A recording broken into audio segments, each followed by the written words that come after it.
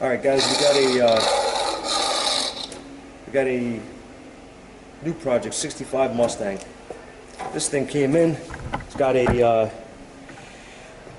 old school setup. Basically, as you can see, it's a 289 carbureted, basic, setup on these cars. It's a 3-speed stick, which is pretty rare from what I've seen. I've never actually seen one of these cars aside from this one that we work on in person, but it's definitely a pretty cool car. It's clean.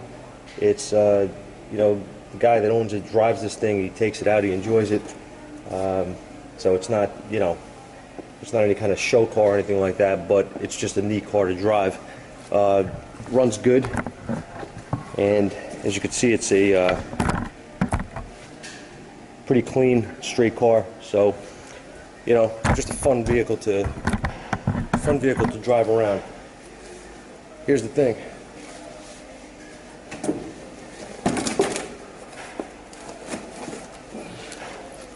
It's about to become more fun. This is a fuel injection kit made by Fitech, and we're going to be installing this. And I figured I'd take you guys along with us. It has a throttle body, as you see here, but these are not the type of throttle bodies that you would see on the old vehicles that we're used to working on so much. This thing has 4 fuel injectors in it. There's 1 fuel injector per Venturi, as it would be like a 4-barrel carburetor. You have your AN fittings here for the fuel lines for the return and the pressure. Your regulators built in. You have a TPS, idle air control motor, map sensor, what else? And the ECM is also built inside this throttle body. All right. So this thing has everything basically all included into the throttle body, except for the coolant temperature sensor, which has to be installed in the engine. And at that point, we also have to install the oxygen sensor, obviously, into the exhaust. I'm going to have to drill into one of the collectors, and at that point, weld the bung in, put the O2 in. These are wideband systems. They're not narrowband O2s. And the other thing about this system that's different from what most of us would be used to with throttle bodies is that this is a high-pressure system. This thing runs off 58 psi. That's what it's regulated at. So let me move you guys let me take you to the back and show you what we've done so far. We just got to start on it. Our next step is going to be to put to install that Fitech throttle body on. But so far what we did is we took the tank out. As you can see over there sitting on that container, that's the old tank for the carburetor. You can do this system multiple ways. You can let me remember now. You can install a rail-mounted fuel pump, electric pump, to work with the stock tank on this vehicle, but there's different configurations. The configuration we're going for is a much cleaner install, in my opinion. There is no frame-mounted pump. There's nothing that's going to be there's nothing about this car that you're going to see from the outside that's going to make you think that it's anything less than stock. So I'll show you why. The pump, the whole setup is actually an in-tank system. I'll take you in the back and we'll take a look at it.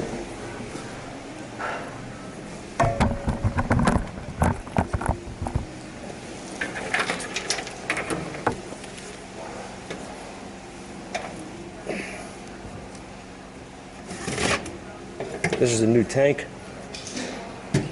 It's coated. It has pump.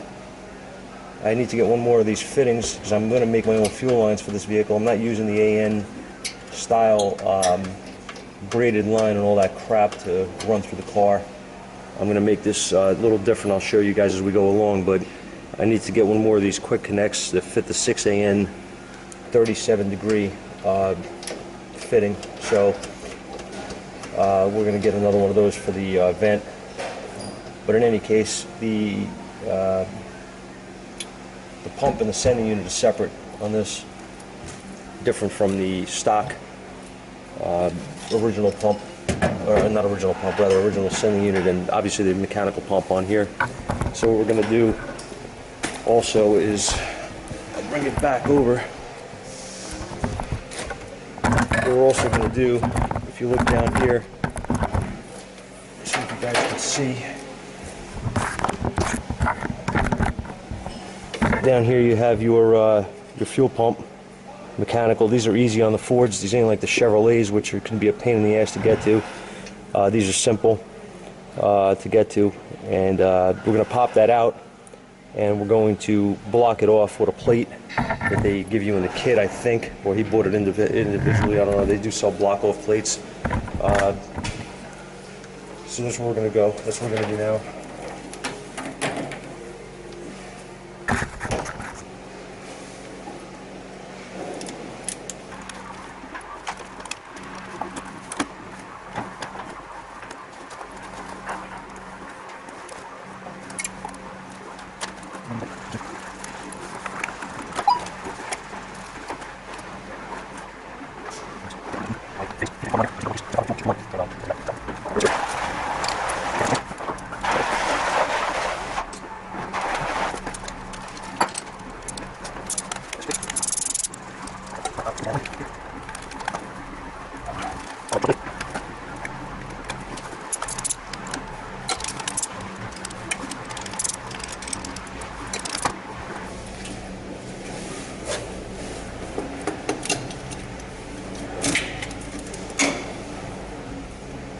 This thing really has nothing going to it as far as vacuum lines and such. Yeah, there we go.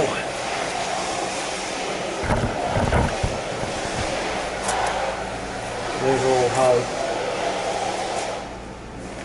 There's our old Holly, which I'm going to stuff over here. Alright. And look at that. Oh yeah. Stuck to the bottom one. Yep. Alright. That's good. Now,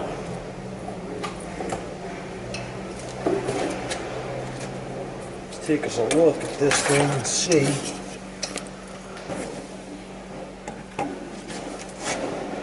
That's cute.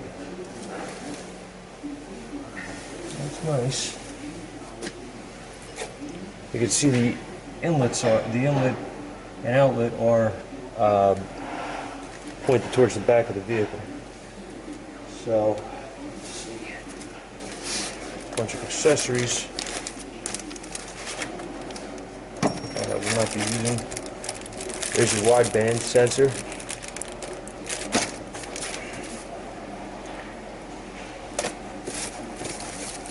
All right.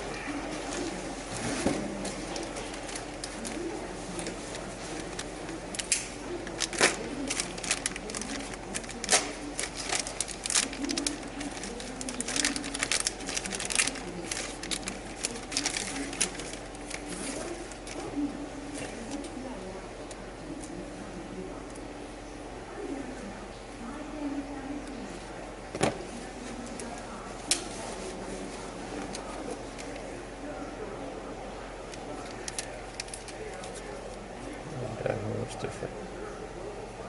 Smaller.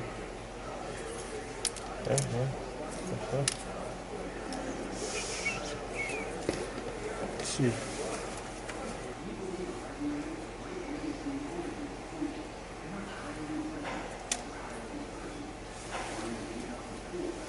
Okay. That is just fine.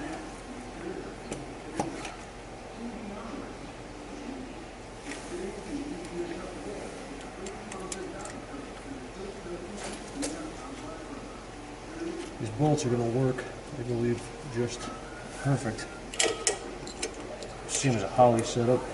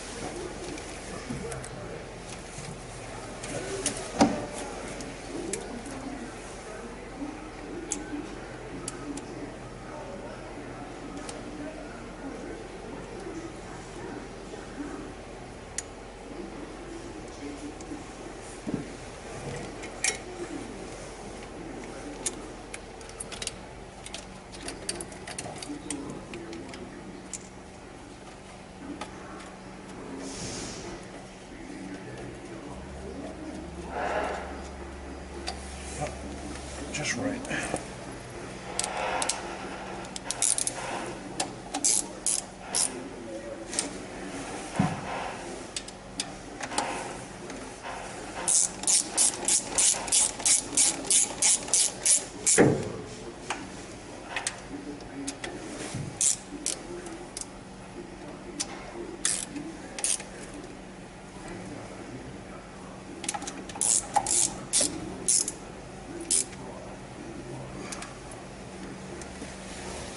Very good. All right.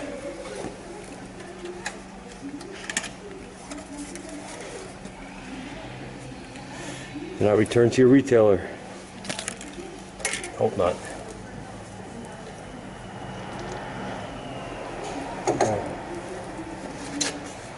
Now, just take a quick step this someplace thing.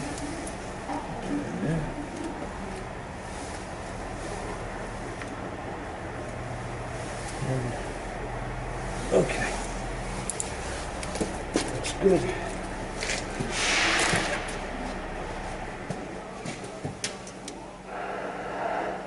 Alright, very nice. Thank you. Still your vacuum to your regulator, that's what I was curious. It is on there. Look at that before.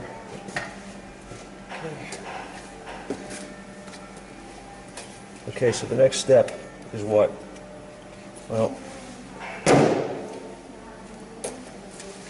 next step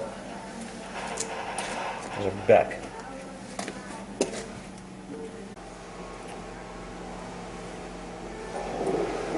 There you go. Fuel pump block off. Okay, so next thing, I'm going to pull this pump out. I will try to get you guys a shot if I can. No promises. But fuel pump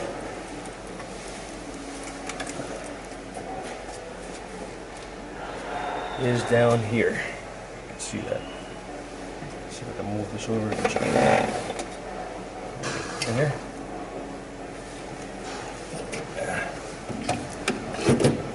Right here. Here. Whatever. Okay. That's the pump. We're going to take that out.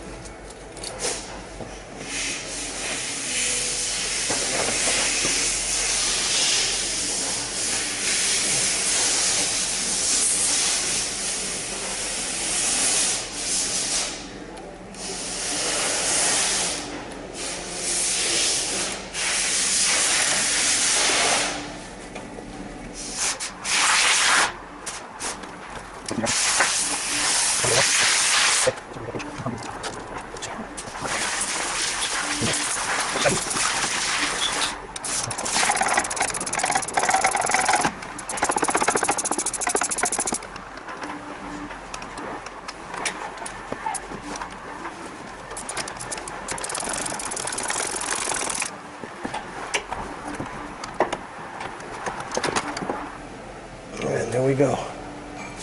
There she is. Ugly. Doesn't look down there. Not bad. Okay, I'm gonna get myself a gasket. Make one up, whatever. Alright guys, so we're waiting for a block off plate gasket to arrive for the fuel pump block off, and in the meantime I'm just scoping out, mapping out, whatever you want to call it, some other stuff here that we have to do. This is a lot of work. Make no mistake, putting this thing together is a lot of work, time consuming, and a lot of figuring on how you want to mount and run things. Now, one thing I want to talk about here is I am not using the standard AN style setup on here. I don't like them. Okay, I mentioned it before. I don't like the stainless steel braided hoses and stuff for street applications. I don't see any need for it. I think it's a complete overkill, and they're a pain in the neck to work with, to make the lines and all that crap. They don't bend. I mean, it's fine if you're doing a race car, you know, whatever. We've done plenty of them, but I don't like them. I never did like them, personally, so it is what it is. What I am going to do is I have a SUR&R fuel system kit here, which if you guys don't know who that is or what company that is, check them out. They make repair kits for lines for fuel, brakes, AC, just about everything you can think of, transmissions, all kinds of specialty things, fittings, and they are absolutely fantastic, okay, all around.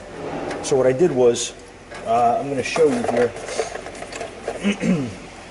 I have a selection of these style connectors, street, 90s, whatever you like. And these are just simple, quick push connect fittings, and they fit. This particular one is for 3/8. And as you can see, they snap in very, very positively. That's what a station wagon should look like. Yeah.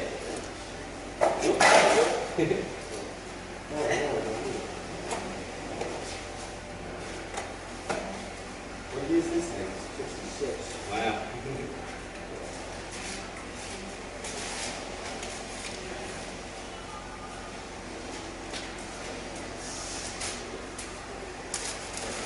Truly bakers.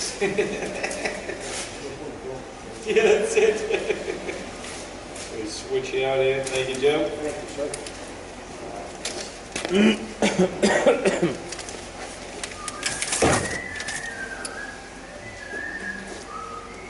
So as you can see, the connection is very good on these. I've used these to repair high pressure fuel systems before, meaning high pressure, not GDI high pressure. I mean normal high pressure systems on cars, right?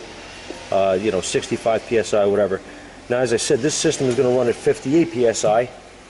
So what I'm going to do is, I have 3/8 line here. This is the SUR&R high pressure line. This is 3/8. And the way this works is, I'm not going to do this right now because I'm not ready to install it, but I'm going to show you. The way this works is you simply can heat this if you feel the need to. You don't have to. You can put it in water and heat it. But I found that if I spray a little bit of that Castrol spray on here and I push, I can get this right on, okay? Then they give you a clamp which you have to crimp with a special tool that comes in the kit, and it will keep this together. I mean, you'll never have a problem. I've never had one leak. I've never had one fail. They're obviously not going to rot out. They're not going to give you any problems. And if you have to take anything apart, you simply push on the release and pull it off, okay? You don't have to start playing with, I don't have the right size wrenches. You're on, this is all, that kind of crap with the regular standard AN type setup and all the braided line that's in the way of everything. And like I said, I don't like that stuff. This is cleaner. This is designed for high pressure, and it's going to work just fine. So I'm going to run, I haven't decided yet, but I'm going to run definitely 3/8 for my pressure side, and I may run 5/16 on the return. I haven't decided yet. That's probably the route I'm going to go, though. What I also did, just now my parts guy got here, and I ordered, which he actually hit the nail on the head. That's awesome. He sent me a filter. I ordered a filter. I told him I needed a 3/8 quick connect filter. Okay, so obviously these are the style for Ford, or for GM type of quick connects. However, the fittings that I have also are the same, right? So they fit right on here, and that's it, okay? So I'm going to run this in line at the front of the vehicle somewhere, wherever I have room. I'm going to make a mounting bracket for this as well, bolt it up to the frame somewhere, and I'm going to have a straight fittings going into this, another one coming out the other side, and then feeding up the rest of the tube into the throttle body, okay? So we're going to have a filter, which is nice. What I'm doing right now, excuse me, what I'm doing right now is I am figuring everything out and putting, the stuff that the big stuff that I can get together, I'm doing quickly because I need certain things in place here to make, to make headway, you know what I mean? I need to be able to map out where everything's going to sit. This may have to be changed position-wise. You can rotate these on any one of these positions you want, on any of the clock position. So this, I have decided at this point that I'm going to run the fuel lines out of that side of the vehicle. So, I mean, normally the lines on this car do run up from that side, okay? But I'm thinking that I'm going to go on the other side, all right, for clearance issues underneath the vehicle near the headers and such. So I'm going to take one more look at that before I make a final decision, and then we'll figure that out. Now, what I'm just trying to show right now what we have and what we're doing, and how we're plotting this out. Now, here's my gasket that came in for the excuse me, for the block off plate. I want to change that gasket. I don't want to reuse it. The other thing that I had to order was this guy. Now, the reason I got a new thermostat housing for this thing is because I need this. Alright guys, so as you can see here, I don't remember where I left off when we were talking last, but we made some progress. I began to make the fuel lines I was talking about. I marked them pressure and return. This will be the vent, which will be run next. So far, this is where I'm at. I drilled holes, put grommets in. I have one hanger here holding this guy in place for the pressure line. I'll take you underneath the vehicle for a moment and show you where we are so far.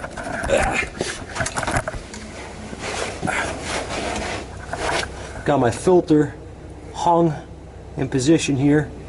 Everything is going to be wrapped when it's finished with heat wrap, just to play safe. Not a whole lot of room, on this thing for where to put this filter. So I'm going to run another 90 here off of the filter, running up to the center of the vehicle, kind of following the tradition of the original fuel line, which you can see back there. That's how it's run.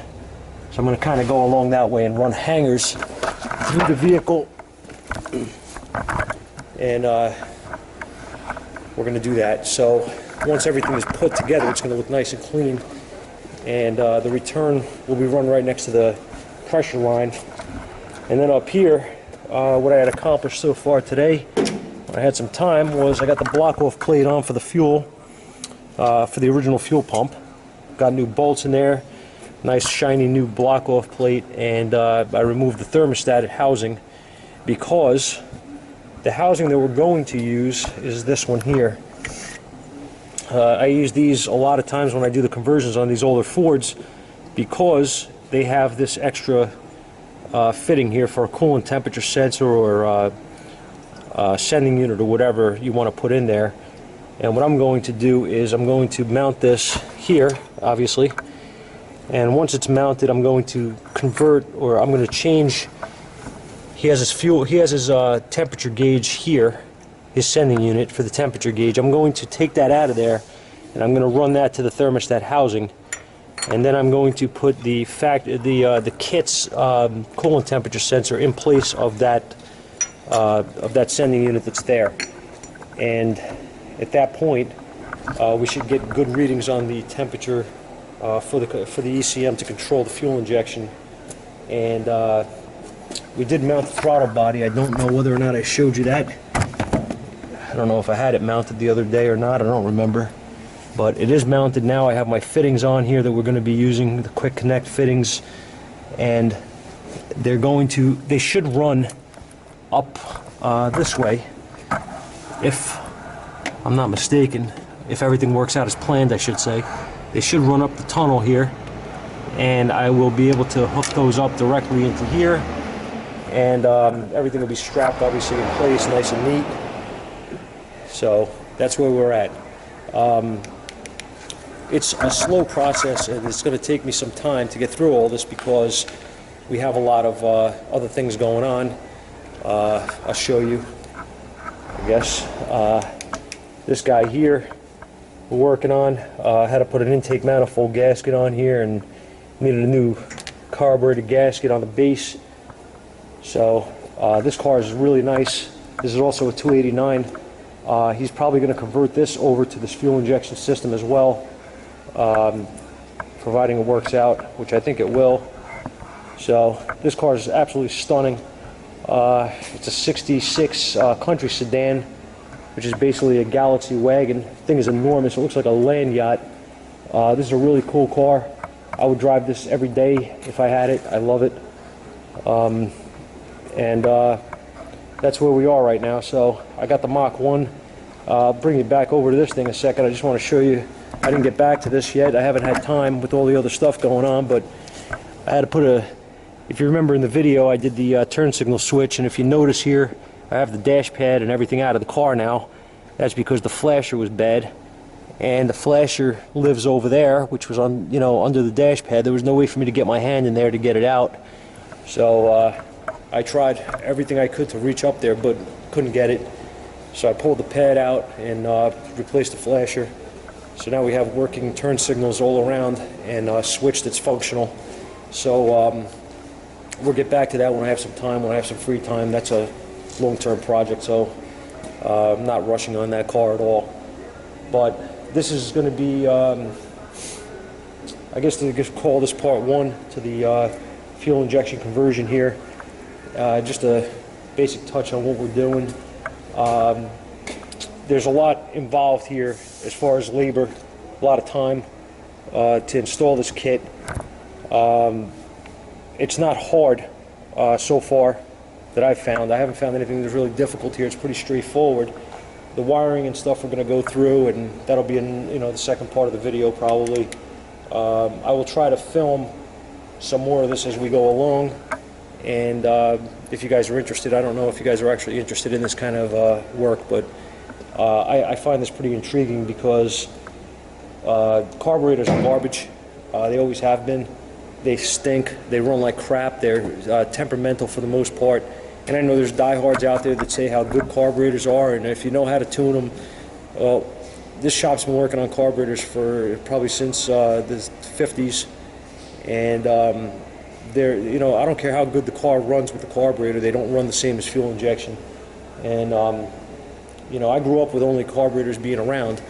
So, I was growing up when they designed fuel injection, and they started coming out with them systems, which were, the early ones were obviously pretty crappy, but, the fuel injection systems they have now are so finely tuned. This thing actually runs a wideband O2 sensor. It doesn't use a narrow band on here. So this thing's more advanced than a lot of cars that are actually out on the road that came with factory fuel injection as far as that goes. It should work out real well. And I mean, in all honesty, if you have a carbureted car that you want to drive and have reliability and consistency out of it, and fuel economy to a degree, you're going to get better fuel mileage, obviously, because of the computer. I highly recommend a kit like this because you're going to get the best of both worlds. You're going to have the muscle. You're probably going to pick up performance because of the fuel injection. It's going to just work better. Your carburetor is never going to control fuel control as well as a fuel injection kit, no matter what anybody tells you. So you're going to gain something regardless of what you know what I mean. If you put that on, you're going to gain something. My honest opinion is that if I was to buy a classic, and unless it was a concourse type car where it was going to be for shows and it's worth some kind of ridiculous amount of money because it's original, I would throw the carburetor right in the trash can where it belongs, and I would buy a fuel, a Fitech or a Holly system or whatever, and put it on, and I would have a fuel injected, because you can take this car and drive it, and you could really have good reliability out of it in all kinds of climates, and things aren't going to get affected like they do with carburetors. So you don't have to worry about stupid things like like a car with a carburetor. So. Yeah, this thing, I don't know if I mentioned this before when I was filming, but this kit is throttle body, but it's not a conventional type throttle body. This has, this does not have like a, 2 injectors or something in the throttle body like the old GMs or whatever would have. This thing actually has one injector per Venturi, so it has, this thing is a 4-barrel, basically it has 4 injectors in it. And from what I was reading on these kits, the higher you go in horsepower, they actually have one that has 8 of them in there. So I guess instead of using bigger injectors, they use more injectors, to gain fuel volume. But whatever the case is, I'm not sure exactly. I think that's how it works. But this thing is actually not a low pressure system. Like if you guys are familiar with the old GM stuff, those cars ran 14 or something psi on the on those throttle bodies. This thing runs 58 psi. So this is a high pressure system, and I think I did mention that before, but I think that's just badass, man. This thing is gonna work really well from what I'm seeing, and everything is so well made, so nice. The tank and everything is just beautiful in here. The throttle body assembly has the PCM built in. Everything about this kit so far is just, I love it. I wish I had this thing back when I had an old hot rod with a carburetor. I would have been in my glory with this. But one thing I wanted to touch on before I let you guys go for the night is I was talking about making your own fuel system. Let me go grab this thing over here. Actually, I want to show you. For those of you who are not familiar, you can repair fuel lines now, or have been able to for quite some time, I should say, but you can repair them with this kit. And this is SU-R&R's kit here, okay, fuel system kit. These are a couple of tools it comes with. This is to cut the nylon high pressure line. This is the clamp tool to crimp your clamps. And the way they work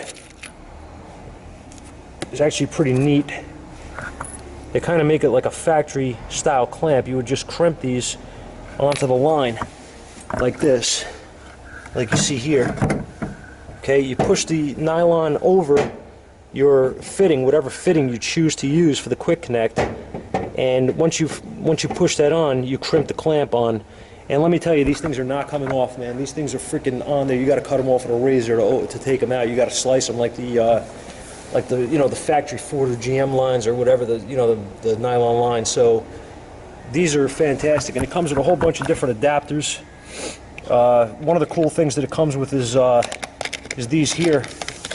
If you have to do a repair on a steel line, right, that broke, you have this side of the fitting that will go onto the steel line where you cut it, and then this side here would go onto your new nylon line. I did a repair on a friend of mine's Explorer recently, and that was short of changing the line, that was the only thing I could do. And I said, we could try it. I haven't actually done this. I haven't used this fitting yet. I don't know how good they are. Let me tell you, they're fantastic. He's thrilled with it, and so am I. Honestly, I haven't had any kind of bad things to say about anything with SU-R&R, except for maybe their line bender that they sell. That's a piece of crap. I don't like it. The roller design on it sucks. I have quite a few of their tools, and I like everything except for that. So all of their kits that they use to repair lines are absolutely fantastic. They have AC, fuel, trans, I think coolant. They have everything pretty much, and they are fantastic kits. This is the basic stuff that you get, all these fittings and such, and they have all the part numbers are clearly labeled, so you can buy replacement pieces individually, which is really nice. This doesn't go there. And then if you pop this open, you have the rest of your fittings. These are actually ones that I added in here from another kit that I had. I don't remember what this was for, but it looks like a GM type. It might be a Ford, I'm not even sure. They all look the same to me nowadays, guys, but whatever. It's the same type of setup, basically. But as you can see, you have different sizes. This is 3/8, and they are marked well on the box, so you can see that. Whoops, not like that, you can't. They're marked here 3/8 to 3/8, so it would be 3/8 line and 3/8 quick connect. This one here would be 3/8, this would be 3/8, quick connect to 5/16 line, and so on and so forth. 5/16, 5/16. Down the line, they have the straight fittings, same stuff, and then they have your heat shield here, which you can put on the lines as well. I'm not actually going to use this. I'm going to use a heavier heat wrap, but whatever. This is fantastic too. Either way, it doesn't matter. There's you got some angles and such that you can, you know, make bends around things with a hard line. And they even give you these bags of hangers for the line, for the actual nylon line, self-tapping bolts. That's 5/16, and then there's the 3/8 set up here. So they have everything pretty much covered.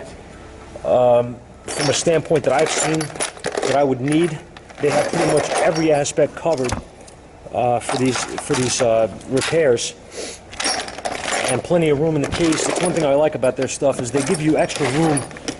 Usually when I buy something, I complain about it because I say like the kit doesn't have any freaking room to get the whatever it is that I bought back in the case. There's not even enough room to fit everything once it's unpacked. That's always been a pain in the ass for things like, you know, blow molded cases. With this kit, or these kits, they give you enough room in there to put extra stuff, so I really like that. I don't remember how much I paid for that kit, but it's not cheap, I don't think. It's a few $100s minimum, but the time it will save you is just amazing. So if you're going to do any kind of repairs on fuel systems, these do stand up. They're not going to rot out, obviously, because they're nylon. As long as you push them on to your fitting and then put that clamp on and crimp it, you have nothing to worry about. These things will withstand some high pressure. I have actually smaller line as well. I think that's 3/16. I don't even remember what I bought that for. I probably needed it for something at some point.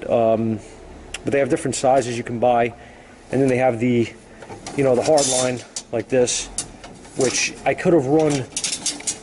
I could have run this hard line, I guess, and then converted it with those fittings to the nylon line at the ends.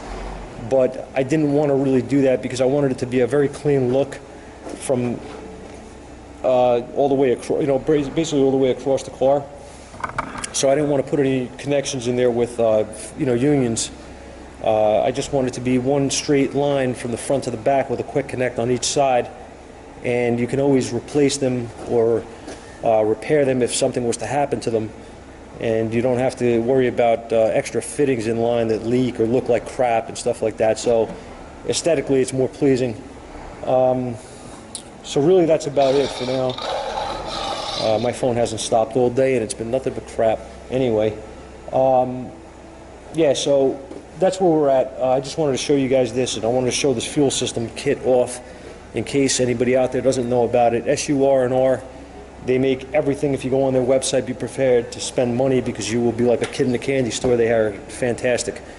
I may have mentioned that company before in a video for the Avalanche because I was talking about a fuel system analyzer that they used to make. I actually have that home. I think I showed it on the other video. Anyway, they don't make that anymore, but they do make a pressure gauge kit, which is really nice. Doesn't do volume, but that's another story. Anyway, I'm going now. It's time to go home. I got to stop off and do a job at my mother-in-law's house real fast. And I just wanted to touch base. I wanted to talk to you guys about this 65 Mustang we're doing. And hopefully within the next couple of days I'll have some more progress for you guys, providing I'm not that busy with other work. And you guys have any thoughts, comments? If any of you guys used this Fitech system before and you want to leave a comment or any kind of thoughts you might have on the system, please do. I'm always interested. This is the first installation I'm doing on this kit. A friend had done one and said that it was fantastic. So I'm excited to see how our results are with this thing. Talk to you soon, guys. Thanks for watching. See you in part 2.